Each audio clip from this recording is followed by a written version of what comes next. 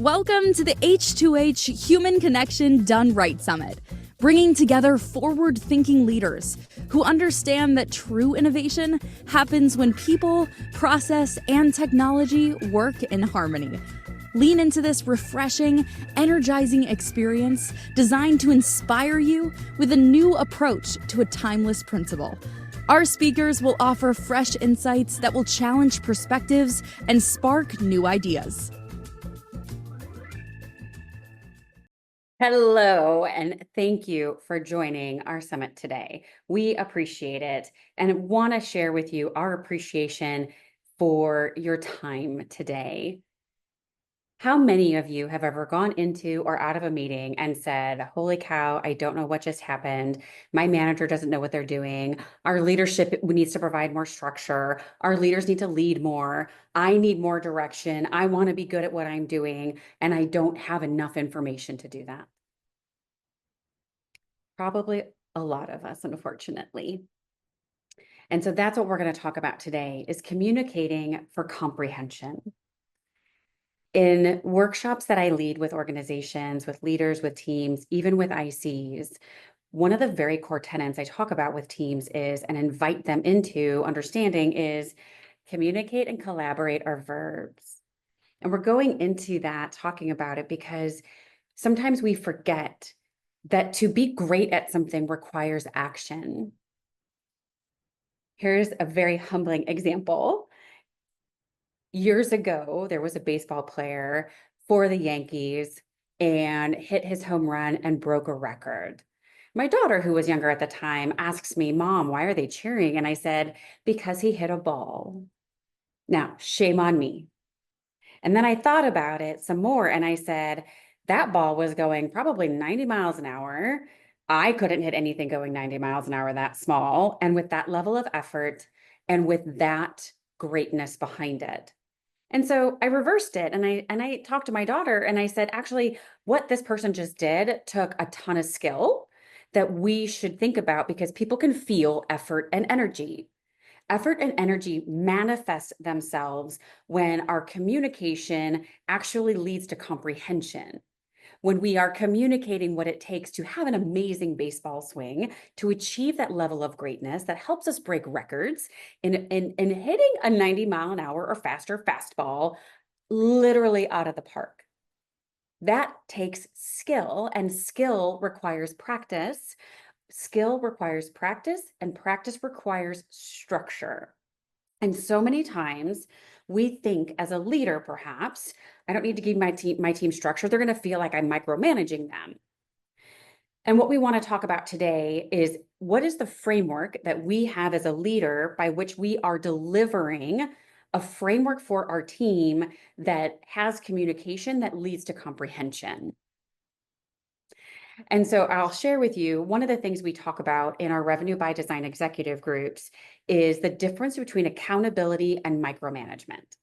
Accountability is setting the standards, and the standards are something that we as a leader and a team get to hold people accountable to. So if one of our standards is we show up on time and prepared, and somebody shows up late and unprepared, we need to take action against it. And there might be a level of action. Maybe the first offense of not meeting our shared standards is you're going to get a pass, and you're going to have the quick stand-up talk of, hey, come prepared next time. Maybe the second time it happens, though, is, hey, now we need to kind of have a sit down and talk about it. Help me understand why this isn't working. This is our standard. Help me understand the disconnect. And maybe the third time is that person is not invited to the meeting anymore. And then again, there's a level of, quote unquote, taking care of that miscommunication. And so that is accountability. Micromanagement goes a level further and kind of is more doing for our people and kind of overarching and overreaching some of those things. So what we want to talk about today, to take that down, I am a big believer of frameworks. I think we all need to have them. I think frameworks come from giving ourselves some time to think, giving ourselves some retrospection time. And so I want to give you the framework that I give to all of the Revenue by Design clients. I've done this as a practitioner for the last 15 years. Some of the playbooks and infrastructure I have worked with organizations as a practitioner, as a leader in seat, as a W-2 employee, are literally still in place today. I share that with you not to toot my own horn, but to share with you the fact that frameworks are very powerful and when done appropriately, allow you to be interchangeable in maybe the products or the different go-to-market strategies or their different ways to communicate with clients come into play. The framework is still the same. Okay? It's kind of like shoes. Our feet are literally the framework, as silly as that may sound. But my shoes are something that are interchangeable. The lines on the road, the analogy I give to clients, and in speaking about this is on a scale of 1 to 10, how effective are the lines on your road? And answer that question for you right now if you're hearing this. Just take a second and think about that. And if your answer is anything less than 8, I encourage you to think about your framework. Because the lines on the road allow us to be agile. Companies and leaders who say, we're agile, I go, great, show me your process. And there's this look on their face, like, I don't need process, we're agile. But agile isn't a bunch of people running around super fast, bumping into each other. That is not agility. Agility is when you actually have lines on the road, you know your moves, you know your plays, that you can go quicker. Agility is lines on the road that allow you to, and rules of the road that allow you to not make the left-hand turn even when you have the green, because clearly the car coming at you isn't slowing down for their red light. That is agility. Agility is, oh, I hear sirens. I know what I need to do with my lines on the road. So what we're going to dive into, and I'm going to talk with you about very quickly, and separated into 2 parts, are the 7 building blocks that we need to have in our framework to be really successful. And we're going to talk about the 5 leadership building blocks that we need to have to be even more successful. The world needs more effective leaders and leadership. And if you've heard some of the other talks today and some of our other speakers, these all go hand in hand. We cannot be successful without people. We cannot be successful without process. And in today's day and age, we're probably more successful if we've got the right technology in place. So the 7 building blocks that we want to have from our structural component, and we think about communicating for comprehension, is our team's goals. And for those of us that are sales, sometimes it's our quota, but our goals are bigger than our quota. Our goals live in service of the direction of the company, the goals of the company, the goals of our clients. So when we think about goals for our team, we want to incorporate and encompass a 360-degree view, meaning, yes, my team is going to have a quota. If I'm on marketing or CS, I'm going to have that desired outcome. We also, though, want to think about it from our client's perspective. What are my client's goals? So I want to encourage you to think on a scale of 1 to 10 for all of these, how well are these building blocks understood and implemented, which will drive communication for comprehension. Because again, I may achieve a goal and achieve my revenue, but if I've literally brought a deal across the line that my CS team is like, why did you do this? You sold something we don't even do. We're not in service of the comprehensive goals. We need to be able to think bigger. We live in a complex world. We have complex organizations. This is the next level thinking of playing chess, not checkers. We also want to think about a purpose. One of the questions I ask organizations when we come to this section of a workshop, which is defining purpose, is what is your company's mission statement? And literally 99.99% of the time, people don't know what it is, even leaders in the room. Whether they're taken aback by that question or they really don't know. And what we want to think about is having our company purpose statement or mission statement. We also then want to have a team purpose statement. And again, the purpose of the team is not to make revenue. That is a desired outcome. The purpose is in service of our goals and serving our clients. and each other. So on a scale of 1 to 10, how well how well is your team's purpose known by everyone on the team? We want to think about effective onboarding and everboarding. Everboarding is part of the whole continual learning continuum and doesn't stop. So are we measuring our onboarding? Is it effective? How do we know? Have we defined success for onboarding? These are the basic building blocks. Are we incorporating every way we can using adult learning theory, organization development? There's so many tools out there now to make our onboarding effective. And onboarding is not only new employees, onboarding can be new employees, new products, new clients. There's so many, anytime something is new, we can employ really great standards for onboarding. And then, of course, everboarding. One of the things we do with our clients and we talk with them about is having a shared calendar. And it's an evergreen calendar where there are monthly themes throughout the organization. And each week we are working on a specific skill for each individual team based upon their goals, metrics, and KPIs. It brings a really great sense of unity for everybody that allows for comprehension. Hey, everybody, every team right now is working on discovery. Fantastic. We know what the goal is. We know what the purpose is. We know what we're looking for as we continue to coach into our fifth pillar, which is our sales leadership 101. As a leader, it is our responsibility to put these lines on the road. And do we know ourselves as a leader? And if we don't, what do we need to do to know ourselves? Have we set standards for our team? Do we have a leader playbook? Again, on a scale of 1 to 10, how well are we doing these things as a leader? Being a leader is more than showing up and issuing a bunch of orders.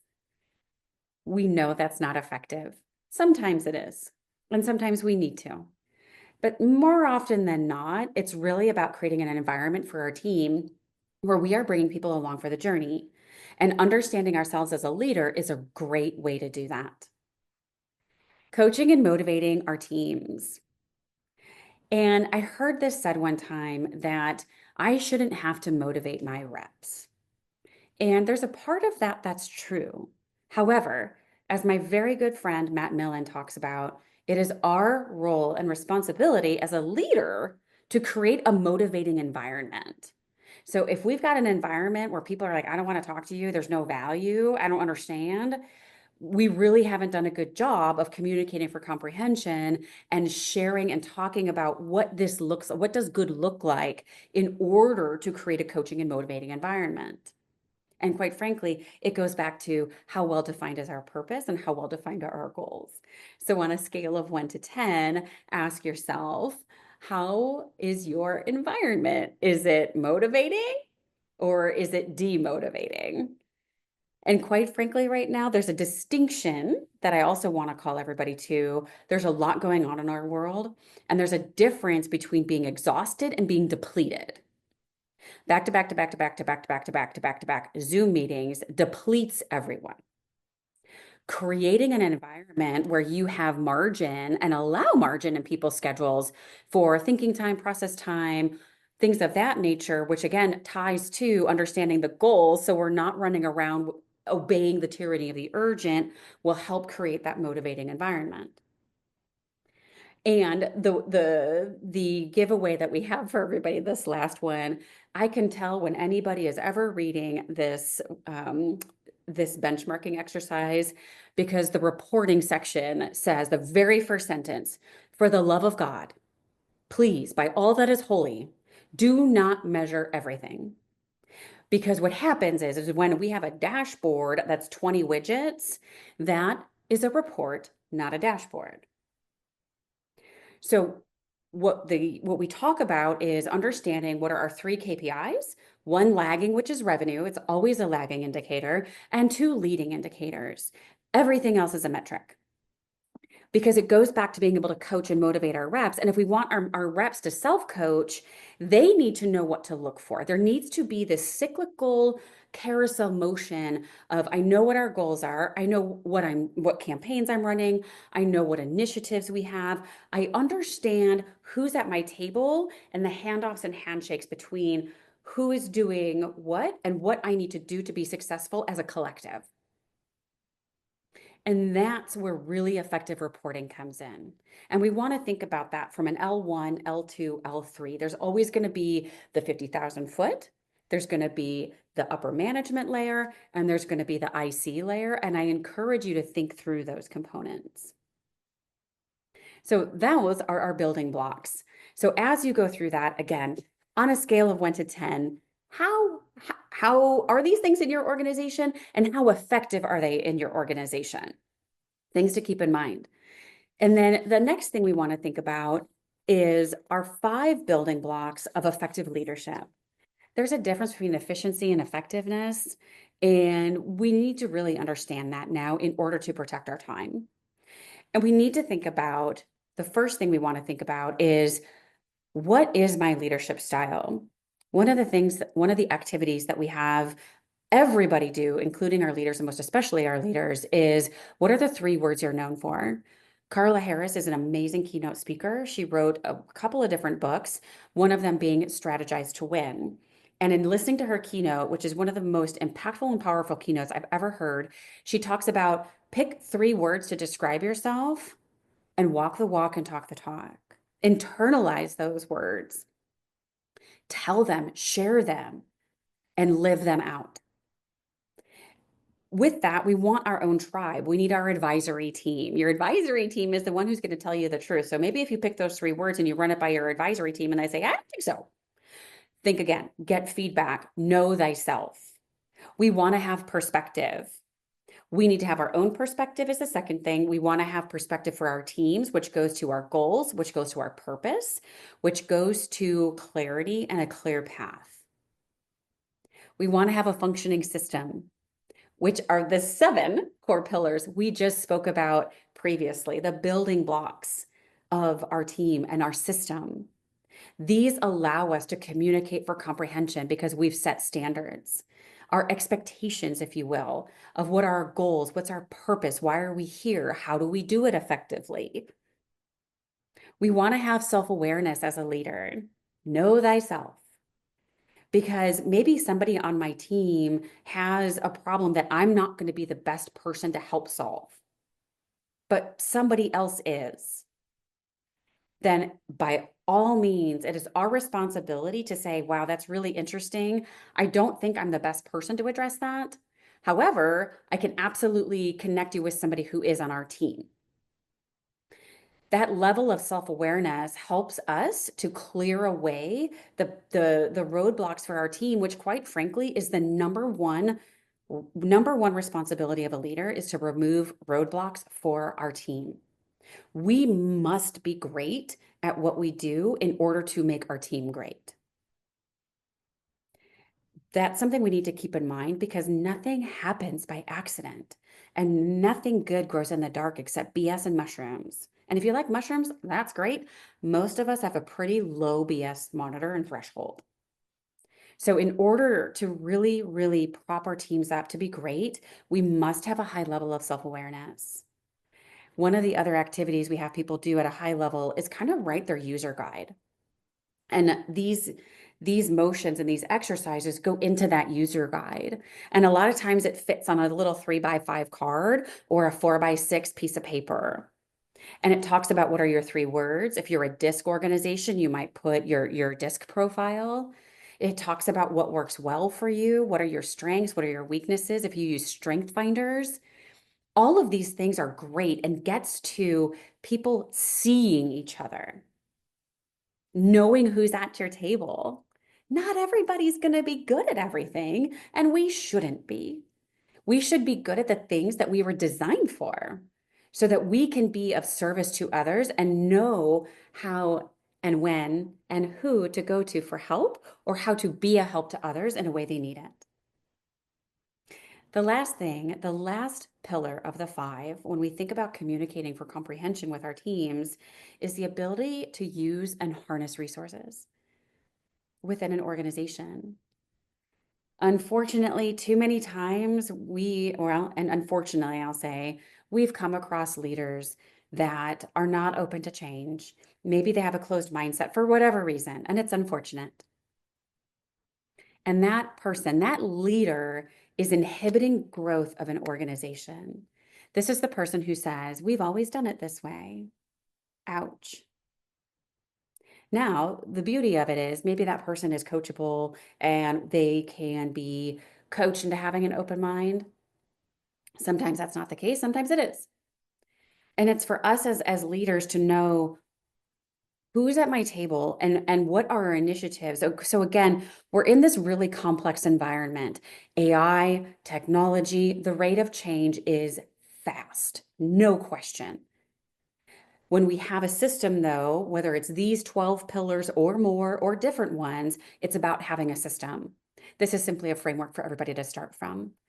When we have a system like this, we can say, what are our resources? And how can I use them more effectively? The analogy, the story I always share is back in the days of the space race, the United States spent a lot of money on trying to figure out how to create a pen that would write in space. Unfortunately, I don't know if that ever happened. I need to do my research and see if that initiative ever came to fruition. Meanwhile, the Russians, our counterpart in the space race, used a pencil. So I share that story because sometimes if you're pushing on something and you're feeling resistance and you're like, man, this isn't working, we can train ourselves to go, am I trying to create a pen that writes in space? Or can I just take a pause and take a step back and use a pencil? Sometimes we're trying to force the proverbial round peg or a square peg into a round hole. So I encourage you to go through these 7 components on a scale of 1 to 10. Are they in place today? And if so, how effective are they? For you as a leader, I encourage you to get an objective outside third-party opinion. Then I encourage you, step 2 is stack rank the findings. And as you stack rank them, you will find out where you should start and what you should take action against. Because at the end of the day, communication for comprehension is what we're after. A lot of organizations get the what, and we as humans have a capacity to consume a lot of what. What our brains try to figure out is the how and the why. So when we are communicating for comprehension, in addition to looking at these 12 things, I encourage you at the very basic, think about, is my communication including the what, the why, the how, and the bonus is when. Thank you so much.